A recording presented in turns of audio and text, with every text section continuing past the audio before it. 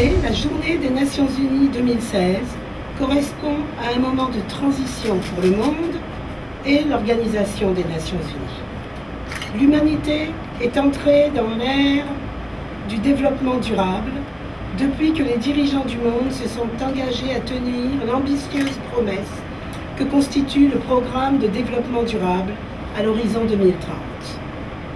L'organisation entre dans sa 71e année en ayant en point de mire 17 objectifs qui doivent nous amener vers un avenir meilleur pour tous sur une planète préservée. Le monde est aussi en passe d'abandonner enfin l'idée que les combustibles fossiles sont la clé de la prospérité. Alors que les températures sont plus élevées que jamais, les États membres n'ont pas perdu de temps pour faire l'accord de Paris sur les changements climatiques qui entrera en vigueur le 4 novembre. Cet événement nous offre une opportunité pour parvenir à une croissance plus verte, plus propre et qui émette peu de carbone. L'Organisation des Nations Unies se trouve elle aussi en pleine transition entre son 8e et son 9e secrétaire général. Ce fut pour moi un honneur de servir les peuples des Nations Unies au cours des 10 dernières années. Ensemble, nous avons mis en place des conditions d'un progrès partagé. Ce sont sur ces bases solides que nous pouvons œuvrer avec encore plus d'ardeur à donner des moyens d'action aux femmes, à mobiliser les jeunes et à promouvoir les droits de l'homme pour tous. Ici au Gabon, la Journée des Nations Unies 2016 marque aussi une transition importante pour les travaux que les Nations Unies entreprennent pour soutenir le gouvernement du Gabon et les populations gabonaises dans leurs actions de développement pour un avenir meilleur pour les hommes et les femmes du Gabon. Le gouvernement du Gabon et les Nations Unies travaillent ensemble pour aligner les priorités nationales et les 17 objectifs de développement durable, l'accord de Paris de la COP21 et la vision 2063 de l'Union africaine. Au moment où nous parlons, des groupes de travail sont à pied d'œuvre pour finaliser les rapports de ces discussions.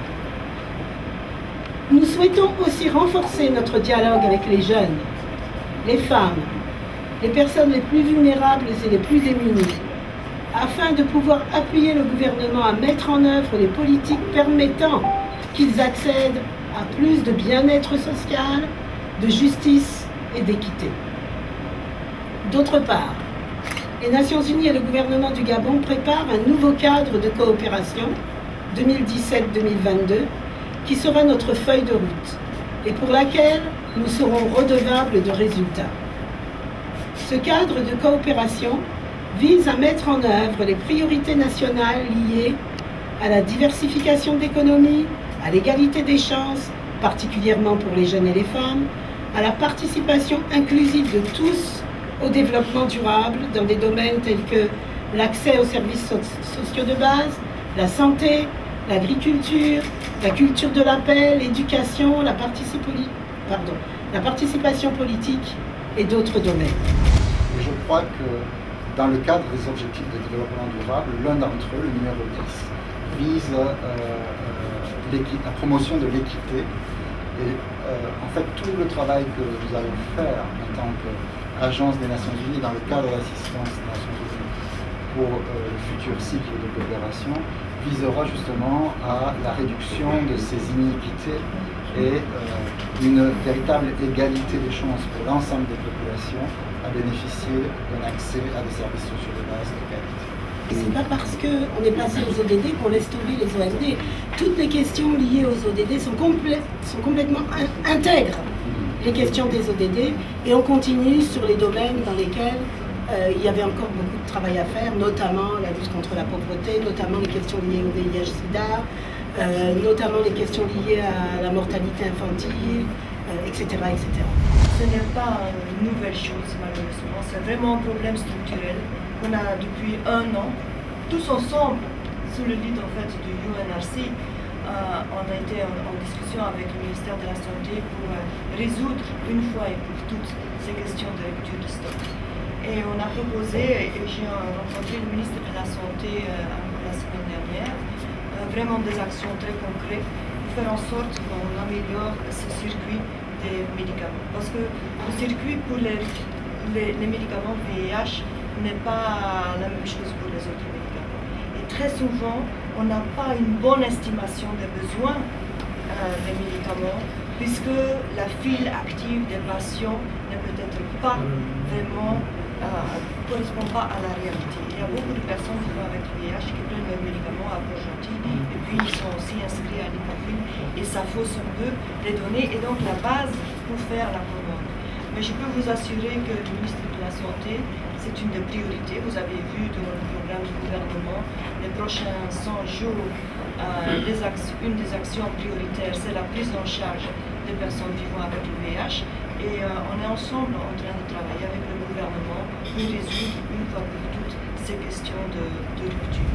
Quand on parle d'éducation, on parle dans le cas des objectifs du développement durable d'une éducation pour tous, donc inclusive, d'une éducation de qualité, d'une éducation équitable, donc où tout le monde est sur un pied d'égalité, et puis une éducation tout au long de la vie, c'est-à-dire qui donne des chances à tout le monde, même des personnes qui ne sont plus dans le système scolaire.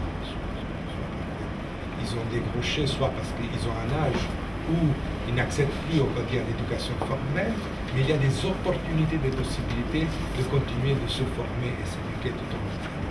Si on prend par exemple le cas du Gabon, et je vais toucher aussi les questions de qualité qui nous amènent à la prévention de la vie, mais dans le cadre vraiment de l'accès à tous à l'éducation.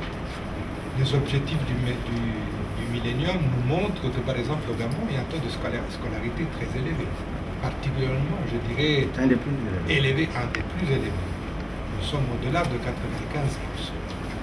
Maintenant, et ça reprend ce que mon collègue de l'UNICEF disait, dès que vous commencez à désagréger, c'est-à-dire, vous allez voir un enfant qui va à l'école, on va dire, première classe ou primaire, qu'est-ce qui se passe pour cet enfant afin de terminer le cycle du primaire? Vous savez qu'il y a un taux de dédoublement et même de décrochage scolaire qui est très élevé, rien que dans le cycle primaire.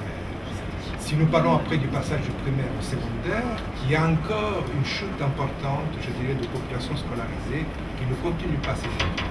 Et lorsqu'on arrive en classe d'examen, il suffit de regarder les taux de réussite, d'échec au bac, dans les classes d'examen, pour voir combien ils ont accès à l'éducation supérieure.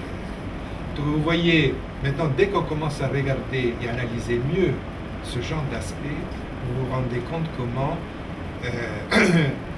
une donne positive, qui est celle de la scolarité en première année, après, ça nous pose autant de défis, je dirais, du point de vue de la qualité des enseignements, de la formation des enseignants, c'est-à-dire tout ce qu'il faut pour pouvoir permettre à ces enfants d'avoir une proposition, je dirais, d'enseignement qui soit correspondante aux vrais besoins et aux vrais besoins de ce monde. Maintenant, si nous regardons dans les questions de qualité, et vous avez vu ce grand défi de mettre ensemble, je dirais, la paix durable avec le développement durable. Donc, ces deux aspects qui sont fondamentaux. Vous allez voir que tout le travail qu'il faut faire pour prévenir les conflits et les crises qui existent dans le monde, c'est un travail qu'il faut faire très en amont. C'est-à-dire, je dirais, depuis l'âge, le plus jeune âge pour les enfants qui sont scolarisés, non scolarisés, pour qu'ils puissent d'une part avoir je dirais, une proximité avec des principes et des valeurs, déjà, qui permettent de prévenir les conflits. Et dans les cultures africaines, ces principes et ces valeurs existent et sont très vivants. Mais également, et là nous voyons comment ces jeunes, par exemple, sortent d'un cycle scolaire, ne trouvent pas d'emploi, c'est-à-dire l'adéquation entre le monde de la formation et le monde de l'emploi. Donc comment on peut accompagner ces jeunes dans des filières qui leur permettent de trouver et avoir un emploi décent.